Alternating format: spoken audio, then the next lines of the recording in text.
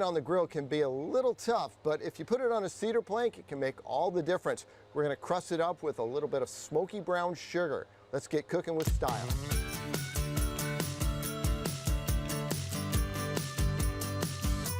Cooking salmon on the grill can take a little bit of practice, but if you do it on a cedar plank, it's a no-brainer. The first thing you want to make sure you do is soak this cedar plank for at least 2 hours. I soak mine overnight. And to spice up this salmon, we're going to put a nice little brown sugar rub on it with a little bit of espresso in there. So I've got my brown sugar, espresso, black pepper, kosher salt, and smoked paprika. And this is how simple this is. It's a cool little rub. It really kind of only works on salmon because of the richness of the salmon. And we're just going to mix this up like so. And you don't have to get all the crumbs or all the chunks of the brown sugar perfectly blended in. With our salmon, I'm just going to take the cedar plank, lay it like that, put these on an angle, and we've got our grill on medium high. And I'm putting these on now before I put my brown sugar smoky flavored rub on top, because I want that to kind of surround all of the salmon. And I'm just going to put a really nice healthy coat on top of this salmon. And like I said, my grill is all prepped and ready to go, and my cedar plank is nice and wet, and we're going to put this right on top, and it's actually going to possibly catch on fire as it does. And I'm going to lay this on the hotter part of the grill, and we put it just like that, put the lid down, and check it in about 10 minutes. Been about 10 minutes on this salmon. If you're unsure, you can just take a knife and just kind of push in it. And if it flakes apart like that, then you know it is done. So what I'm going to do is I'm just going to pull this cedar plank off, and you got to be really careful now because this thing is smoking hot. I'm going to set it off to the side there. And just for a moment, I want to explain some things, because there's been a moratorium on fishing salmon in the Pacific Northwest, so you're pretty much relegated to farm raised. There is a difference. If you buy salmon that is, say, farm raised in just those big pens, it can be a problem. This salmon is schooner-based salmon. I'm not saying endorse this, but this particular salmon lives in an area where there's a lot of current, and it makes the salmon swim, and you can see the fat lines in here, kind of like the difference between beef select and choice. I like to go with a little bit more money up front. It saves money in the end because you get a higher quality product. Let's get our salmon on the serving board here and see how nice that comes off. And we're just going to plate this up just like this. And I got to tell you, this is just like candy because of that brown sugar on top. It's a little hot, to say the least. Ooh. Can I fit one more on there? I need to squeeze it in right there. There we go. Now what I'm going to do, I'm using lime instead of lemon. The reason I'm using the lime, I love, love, love the flavor profile of limes. They have a little bit of sweetness to them, and they accentuate the brown sugar in all of this. It's top notch. Talk about casual elegance. Summer may be winding down, but that doesn't mean you have to get off the grill. I got a great recipe for some grilled pork chops with a sweet and sour pineapple sauce. Let's get cooking with style.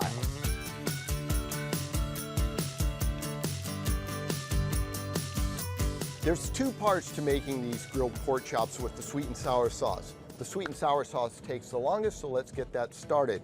We've got a little bit of brown sugar here. I am using fresh pineapple. You don't have to, but please do. We've got our ground ginger. Again, you can buy that, dried, but use the fresh, and garlic. And if you're not sure what fresh ginger looks like, that's what it looks like. Pretty straightforward. To this, I'm going to add a little bit of pineapple juice, about a cup to be exact. We've got rice vinegar, okay? So there's your sour part, and a little bit of soy sauce. We're going to put this on the stove, bring it to a slow boil, and let it simmer for about 15 minutes. Let me show you how we're going to dress up these pork chops. These are beautiful. On their own, they'd be fantastic. But we're going to make just a simple little rub here. I've got some kosher salt. I've got some coriander, ancho chili, and you could use a different type of chili powder, a little bit of smoked paprika, and then we have cumin. And the cumin will kind of give that smoky flavor to it already. And this is really simple. You just kind of toss this up, And you know, if you like this, make a little bit extra so you don't have to do this every time. We're just gonna take these pork chops, lay them out a little bit. I will brush them lightly with a little bit of canola oil here. This is gonna do two things that'll help that rub stick, and it will help the pork chops not stick to the grill. And then we're gonna dust these with a generous portion on each side, and then we're gonna get these on the grill. So I'm gonna flip these over, and you can see how much I put on there, about a half teaspoon per. If you, like I said, like this particular seasoning, you can really ramp it up a little bit and get more of that kind of smoky flavor on there. So I've got my grill set on a medium to medium high heat.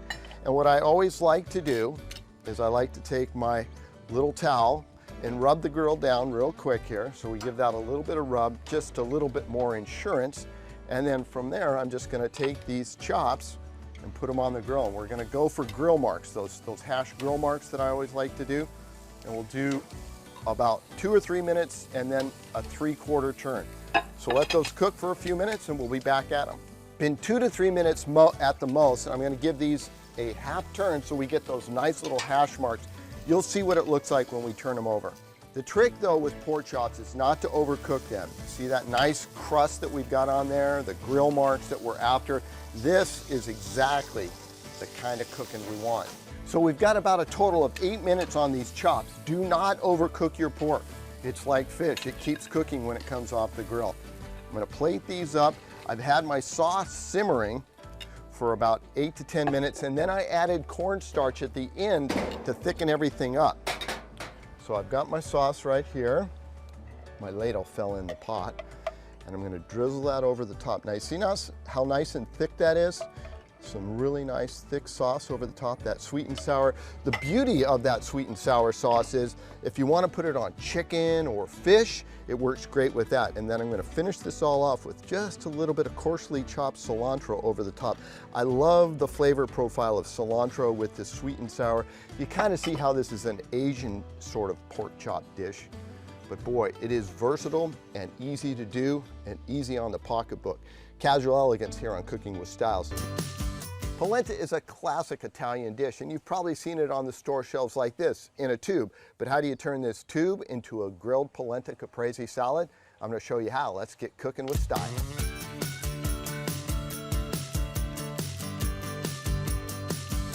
So polenta, you've probably seen it in the store, these logs, and you go, what do you do with that? Well, you can fry it, but since it's summertime, we're gonna grill it here.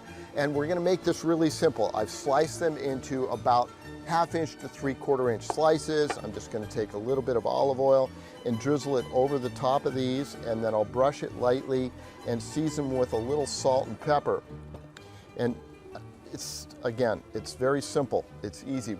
Cooking should be fun and easy. So there we go with that. A little salt, hold your fingers up high so you get even distribution. A little pepper over the top, not too much, or if you like a lot, put a lot on there. And then I've got my grill on a medium-high setting. Again, take your little rag and wipe the grill so you get a nice coating of oil on it, besides the oil that you have on your polenta. We're gonna put these oil side down, and be gentle with them because we don't wanna press this through the grill. We're gonna be turning these to get those little hashtag marks on there. We'll put these on the hottest part of the grill because this polenta is already cooked, and we just want to kind of warm it up and put the grill marks on it.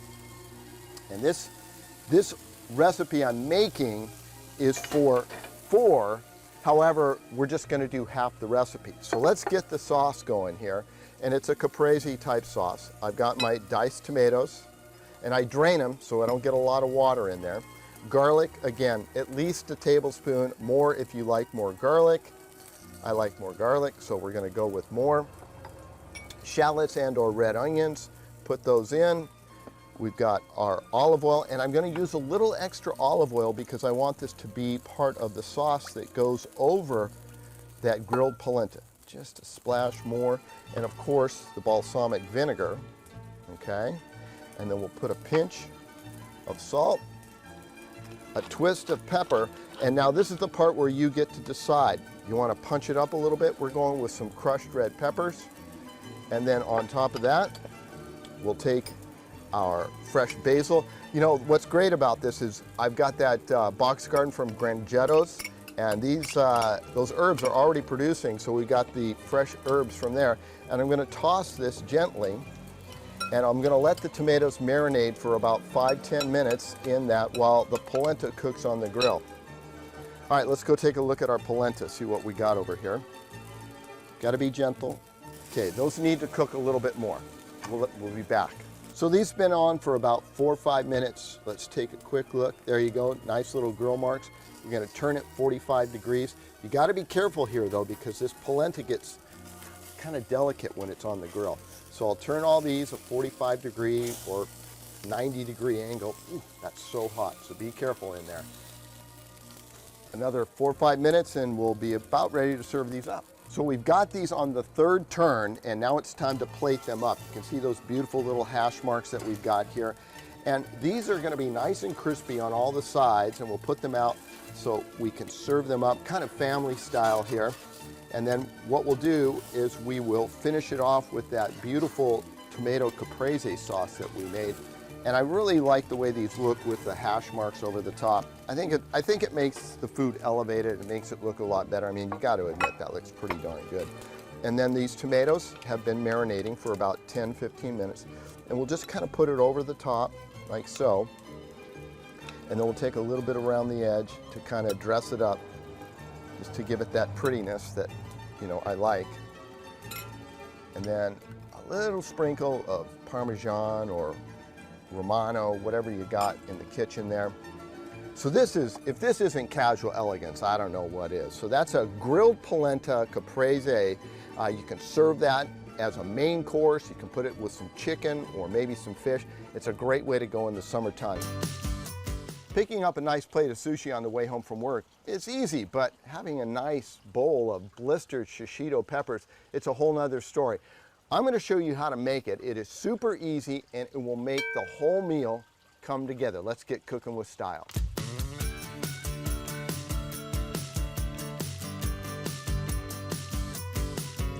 Starting off with edamames or shishito peppers is, for me, the best way to go when you're having that sushi. If you've got one of these fancy pans that you can put on your grill, by all means use it. But for me, you know, 40 bucks is just a little too much. So we're gonna do it a little bit different. I've got skewers that I've soaked in water overnight so they don't burn up.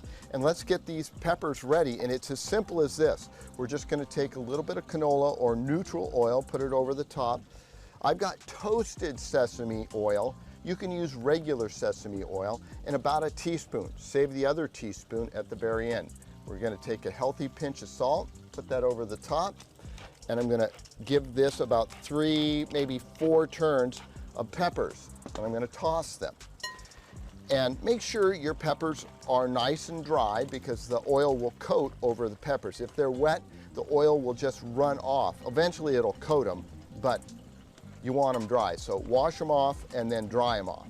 All right, so this is how simple this is. I mean, it couldn't be any simpler. Remember, these guys are sharp. I take 2 or 3 at a time and I lie them down on the cutting board or whatever you're gonna do, and I just go like this. And then just keep doing that over and over and over. And this is how we're gonna blister these so we can serve them up with our sushi rolls and other types of fresh fish. So I'm gonna get these ready, we'll get them on the grill, and we'll show you what it takes to get them ready to eat. So we've got all these peppers all skewered up and they're ready to go. I've got the grill on high because I'm just trying to blister these. So let's get them on the grill, and keep in mind you don't want the skewers to get over the flame because they'll burn off. So this is gonna be about maybe 3 minutes aside. Check them for blistering, and that's what you're looking for. All right, looking under the hood here, see, that's what we want, that nice kind of char. You gotta kind of pick them up and just flip them. And sometimes it works and sometimes it doesn't. That one needs a little more heat. There we go. Okay, let's flip these. Move this guy over here. You gotta know your grill. So the second side goes a lot quicker. We're just gonna put them back in the bowl that we've put all that nice dressing on them and put the finishing touches on this. Remember, these things are on fire, literally. So see that steam coming off? You don't want to be handling those. But you want to serve them right away, okay? I'm going to take the sesame oil. I'm going to put just a little bit. This stuff is super powerful, so be careful of that. A nice little toss again. The shishito peppers. Oh my God, they're so good. You know, you can buy the edamames at the store, but you can't get these pre-made because they're not going to be hot. Look at that. Look how beautiful those look. And don't forget, this is the finishing touch. You have to do the finishing touch here. Some black sesame seed over the top. I don't know how much that adds to the flavor, but man, it sure makes it look pretty. Okay, so there are your blistered shishito peppers with a nice plate of sushi that you picked up on the way home. Serve the shishito peppers up first and have the sushi with a little sake. We're talking unreal. That's Cooking with Styles, Casual Elegance. I've got a little twist on making tacos. Instead of corn tortillas, how about hearts of romaine? Let's get cooking with style.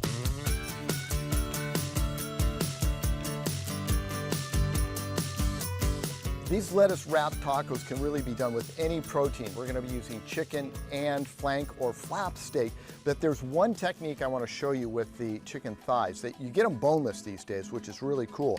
But you have this one section that's a little bit thicker than the rest. So I want you to take your knife and just kind of butterfly it. We're gonna run the blade almost all the way through, and then we're gonna just flip it over. And you see how you get all consistency all the way across?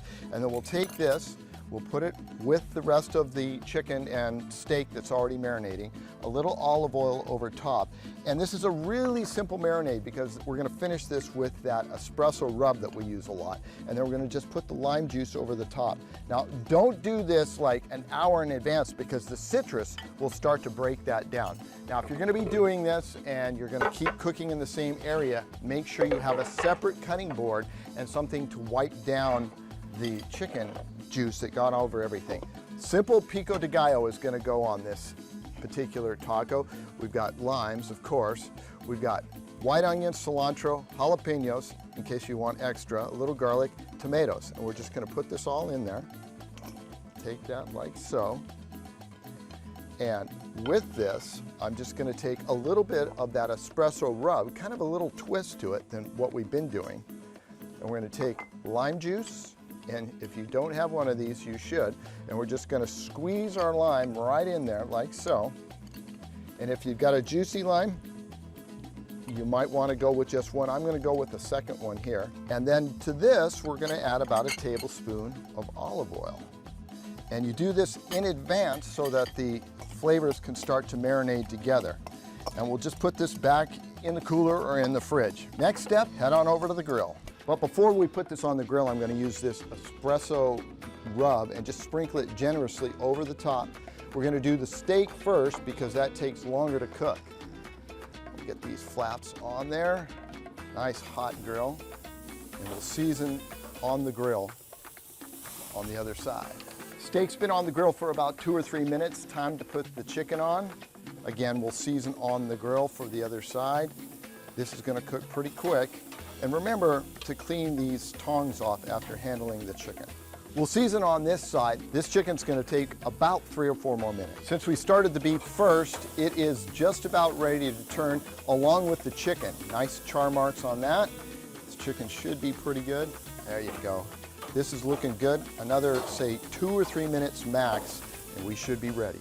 All right, things look ready. Yep, that's good. What I'm gonna do is I'm gonna let this meat rest. That would include the chicken too. So pull your beef and your chicken and let it rest for a couple minutes, at least 3 or 4, before you go ahead and start chopping it up.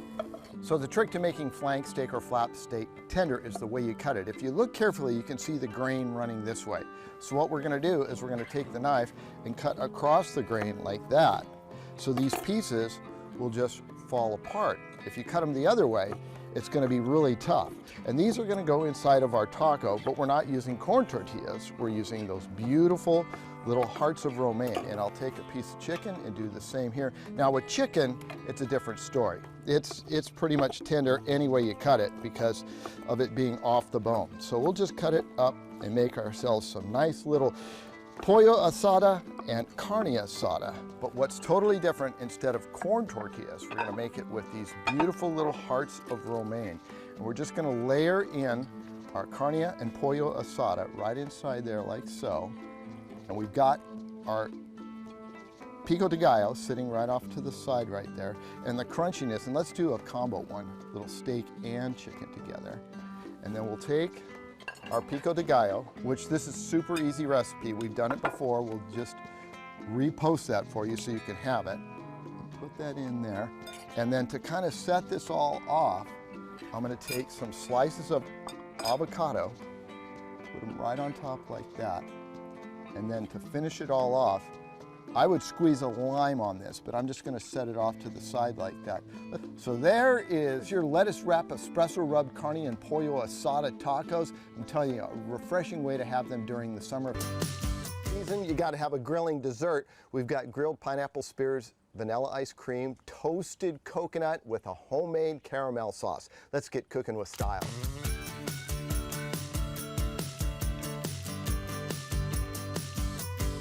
So this grilled pineapple calls for fresh pineapples. Don't use the can, and you want to use a green one. Let me show you how to trim this up. It's a little bit tricky if you've never done it. You cut the top off using a bread knife, flip it around, and cut the bottom off. If you want, you can plant that. All right, so you take the blade and run it down the side, curving it with the curve of the pineapple. And then you just keep doing this all the way around, and then you'll eventually get all of this skin off, but be very frugal on trimming because you don't want to waste all that beautiful pineapple. So we'll get this done and we'll come back to you and I'll show you the next step after we're done trimming it. Okay, so we've got it trimmed up. Now let's get our spears ready. You're gonna cut it down the center and we're gonna flip it over again. Now this is the important part. Steve Price didn't do this and it didn't turn out so good. You have to take this part out because that is the really grainy part and it's no good to eat. We're gonna make that quarter into thirds, and then with that, I'm gonna put it on my plate here, and you would do this with however many you want. And we're gonna take a little bit of oil. If you have the spray can, use it. If not, just brush it on. Do both sides. And now this is where you're gonna go, no, that can't be right, but it is. Take a little bit of that kosher salt and sprinkle it over the top. That is gonna bring out the flavor. I've got my grill on high, so let's get this on the grill and we'll just grill these up just a little bit. And that is exactly what you wanna hear. Salt side down, salt these up. Couple minutes, turn, we're ready to go. So it's been about 3 to 4 minutes and we're gonna take a look here. There you go, nice little caramelization of that pineapple. Ah, there we go. I like that one that's a little bit darker. And this is the caramel sauce that I made. It's super, super easy. And I'm gonna put the vanilla in at the end because I want this flavor of the vanilla to come out. About a teaspoon. And we're gonna warm that on the edge of the grill. And of course, take a test. Perfect. All right, we're about 4 or 5 minutes away. So you ready for dessert because it's all coming together. Let's get our ice cream in here. I like to use vanilla, French vanilla, or maybe some of that vanilla bean ice cream. That's really good. A couple scoops there. And I toasted up my coconut in advance. Let's get this pineapple over here. Put one like so, and one across like that. And now, don't forget that beautiful caramel sauce that you made. I'm going to take our caramel, make sure it's nice and warm, so we're going to drizzle that over the top. Take those freshly toasted sweet coconut. Oh my goodness, is that a tropical dessert just fit for a king or queen? There is some grilled pineapple spears with vanilla ice cream and a flash-made caramel sauce. I'm telling you, this is casual elegance here on Cooking with Styles.